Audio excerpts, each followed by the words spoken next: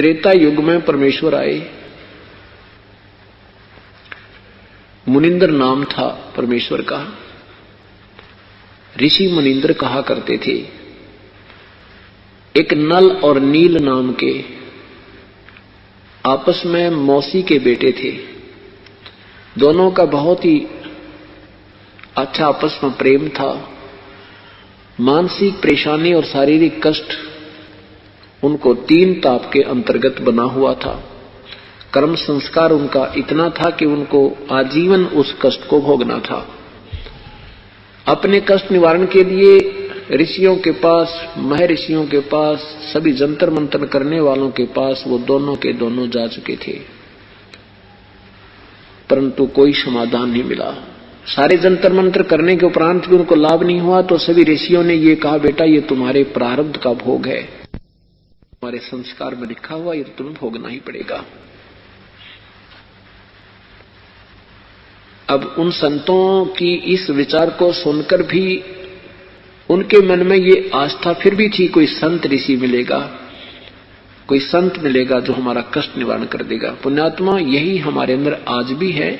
बेशक हमें ये ज्ञान मिलता था कि जैसा कर्म किया प्राणी को भोगना ही पड़ेगा, फिर भी हम उसके अपने दुख के निवारण के लिए कोई झाड़ा लवाने वालों के पास, कितने पामिष्टों के पास या किसी जंतर मंत्र करने वाले सियाने और बौड़ों के पास हम घूमते ही रहते थे, क्योंकि हमें पता था कि परमात्मा एक ऐसी शक्ति भी है जो दुखों का अंत कर देती है।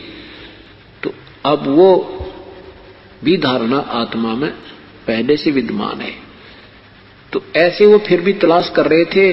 एक दिन परमेश्वर के चरणों में पहुंचे और दोनों ने प्रणाम किया, चरणों में शीश रखा। प्रभु ने मुनिंद्र रूप में आए पूर्ण ब्रह्म ने दोनों के शीश पर एक एक हाथ रखा। ज्यों ही उन्होंने हाथ रखा, प्रभु ने उन दोनों नल और नील का वो कष्ट छू मंत्र हो गया।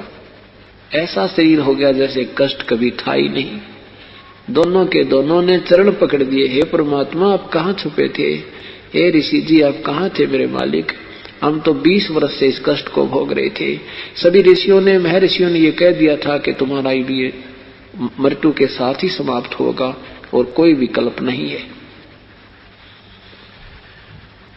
तब परमात्मा बताते हैं, तुम कौन राम का जपते जापम, तात कटे ना तीनों तापम। तुम किन भगवानों की भक्ति करते हो जिससे तुम्हारे 3 ताप भी विनाश नहीं हो सकते?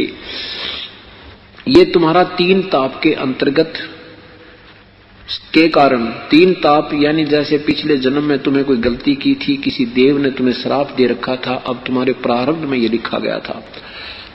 ये पूर्ण संत के बिना ये समाप्त नहीं हो सकता, पूर्ण परमात्मा के उपासक बिना। अब अपने आप को गुप्त करके परमात्मा वहां कह रहे हैं कि मैं उसी का नुमाइंदा बनकर आया हूं। अब जो दुख दूर हो गया तो कुछ भी कहे वही मानना होगा कि हाँ प्रभु, हाँ प्रभु, बिल्कुल सही मेरे दाता। इस संसार पर कोई संत नहीं है, कोई ऋषि नहीं है, आप पूर्ण ब्रह्म हो, आप सर्वशक्तिमान हो। कहा, बेटा ये तो एक फर्स्ट एड की है तुम्हारी, अभी तो ना जाने कितने कष्ट और तुम्हारे जीवन में हैं। उनके लिए मैं विधि बताऊंगा, ऐसे आप कीजिएगा, आपका इस जीवन में भी आनंद कल्याण होगा और मृत्यु के उपरांत आप सतलोक से ले जाओगे, फिर कभी जन्म मृत्यु नहीं होगी। अब तो कहना ही क्या था, दोनों ने उपदेश ले लिया और कहा, बेटा यहाँ सेवा करना, बर्तनों की सफाई, बर्तन साफ करना और जितना भी हो सके अपने शारीरिक सेवा करना। इस मिट्टी को लगा दो भगवान के चरणों में, इसका कुछ नहीं बनना। इस मिट्टी का ये 5 तत्वों का पुतला फूंक दिया जाएगा। अब इस मिट्टी से कुछ लाभ लेना है तो समर्पण कर दो, सिर धर पाओ। और जैसे कोई बुजुर्ग हैं, सत्संग में आते हैं, अपाहिज हैं, उनकी सेवा करा करो बेटा, उनके कपड़े धो दे, बर्तन साफ करे, बुजुर्गों के, वृद्धों के हैं, ऐसी ये सेवा होती है। तो उन्होंने गुरुदेव की आज्ञा, उनको तो था, कहते हैं ना, जैसे सुना करते थे, भाई ये तो प्रारब्ध का कर्म है, ये तो भोगना पड़ेगा, भाई आगे भक्ति करो, आगे तुम्हें कष्ट नहीं होंगे। तो परमात्मा परमेश्वर हमें ये ज्ञान देते हैं, जैसे किसी के पैर में कांटा लगा हो, और कांटा निकले नहीं। कोई कहे कांटा तो निकलेगा नहीं, जूता पहन ले आगे कांटे नहीं लगेंगे, तो जूता कांटा लगे पैर में जूता पहना नहीं जा सकता। कांटा निकले और इस डर से जूता पहने भगवान कहीं फेर ना लग जा, तो वो जूता सुहावे। कांटा लगे पैर में जूता सुहा नहीं सकता, उसको पहन नहीं सकता कोई। तो परमात्मा ने वो कांटा निकाला और कहा बेटा अगर आगे गलती कर दोगे तो तुम्हें ये भयंकर कष्ट फिर भी हो सकता है। इस डर से फिर राम नाम का जूता मर्यादावत पहन लिया। जो गुरुदेव ने आदेश दिया था ऐसे सेवा करनी दोनों ने शुरू कर दी बहुत प्यार से। कोई नो के ना भी धो लूंगा मैं, इतना वृद्ध नहीं हूं, तो भी उससे हाथ जोड़कर नहीं हम सेवा कर देंगे, हम तो आपके बच्चे हैं, ऐसे ले जाएं। और वो थे इतने मोटे दिमाग के, क्योंकि कंटिन्यूस ज्यादा दर्द दुख रहने से दिमाग में उनके माइंड में ऐसा कुछ मोटापन सा हो गया था, भोले भाले से हो गए थे वे।